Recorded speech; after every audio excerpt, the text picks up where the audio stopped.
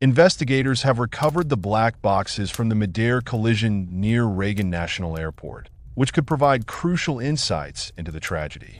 New findings also reveal that something was not normal about the day of the crash that claimed 67 lives. Make sure to like and subscribe for more incredible stories like this. A devastating Midair collision near Ronald Reagan Washington National Airport has left investigators searching for answers as new findings emerge about the crash. The cockpit voice recorder and flight data recorder, commonly known as black boxes, have been recovered. They offer crucial insight into the moments before impact. The collision occurred on Wednesday at approximately 9 p.m. local time, when a PSA Airlines Bombardier CRJ 700, operating as American Airlines Flight 5342, collided with a U.S. Army Black Hawk helicopter over the Potomac River. The jet had departed from Wichita, Kansas, and carried dozens of passengers, including U.S. figure skating team members, their mothers, and coaches. Upon impact, both aircraft plunged into the icy waters, with the plane breaking into multiple pieces and the helicopter overturning before sinking. Investigators located the black boxes late Thursday night and transported them to a National Transportation Safety Board lab for analysis.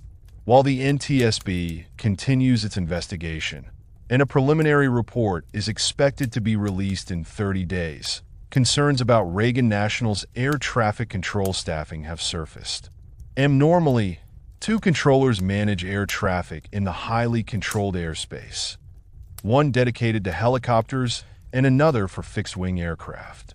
However, according to reports, a single controller handled both roles on the night of the crash. An FAA preliminary report, first noted by the New York Times, stated that this staffing situation was not normal. The controller was responsible for managing helicopters flying below 200 feet along the Potomac's east edge while instructing commercial jets arriving and departing from the airport's runways. This increases the air traffic controller's workload and can complicate the job. One reason is that controllers use different radio frequencies to communicate with pilots flying planes and pilots flying helicopters. While the controller is communicating with the helicopter and jet pilots, the two pilots may not hear each other. Like most of the country's air traffic control facilities, the tower at Reagan National has been understaffed for years. According to the most recent air traffic controller workforce plan, an annual report to Congress containing the target and actual staffing levels, the tower was nearly a third below its targeted staff levels, with 19 fully certified controllers as of September 2023. The FAA and the Controllers Union set a target of 30. The shortage, caused by years of employee turnover and tight budgets, among other factors, has forced many controllers to work up to 6 days a week and 10 hours a day. The federal government has struggled for years to fill certain key positions at the FAA. The type of staffing that had one air traffic control worker managing both the helicopters and planes at the Reagan Washington National Airport on Wednesday night is reportedly not uncommon and did not breach guidelines. According to the FAA, near Reagan National Airport, helicopters typically fly below an altitude of 200 feet and along the east edge of the Potomac River.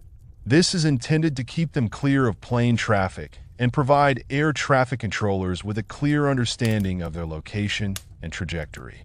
According to reports, between 2017 and 2019, an average of about 80 helicopter flights passed within 30 miles of Reagan National each day, with military helicopters accounting for more than a third and medical helicopters for about a fifth.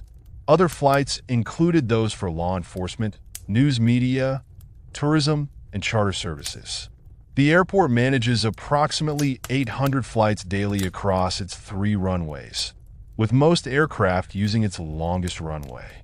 On the day of the crash, an air traffic controller checked in with the Black Hawk's pilots, asking if they could see the American Airlines flight arriving from Wichita. Normally, it's no big deal. It's like a traffic intersection. It's routine. Everyone's in the system. Everyone's talking, said David Wartofsky, who owns the private Potomac Airport less than 10 miles from Reagan National. The controller then instructed the helicopter pilot to pass behind the plane. The aircraft's in sight. One of the helicopter pilots responded, indicating they would avoid it. When weather conditions are clear, helicopter pilots typically use visual navigation, with support from air traffic controllers, to steer clear of potential hazards and continue their flight safely. However, the helicopter did not move, raising questions about whether the pilot had identified the correct plane. Divers searched the Potomac River on Thursday, recovering 27 bodies from the plane and one from the helicopter before suspending operations due to dangerous conditions.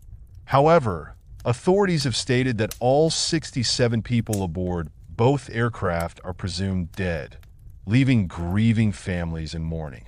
The recovery of the black boxes offers critical insight into the moments before the crash as investigators work to determine what went wrong.